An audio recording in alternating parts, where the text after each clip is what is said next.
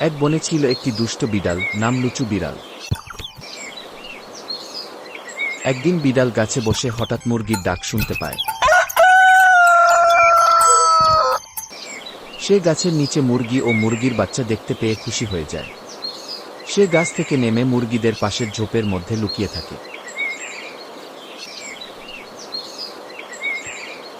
বিকেলে মামুরগি ও তার বাচ্চারা হাঁটতে বের হলে লুচু বিড়াল মুরগির ডিম চুরি করে। এই লুচু বিড়াল দাঁড়া, কই চাইতেছিস?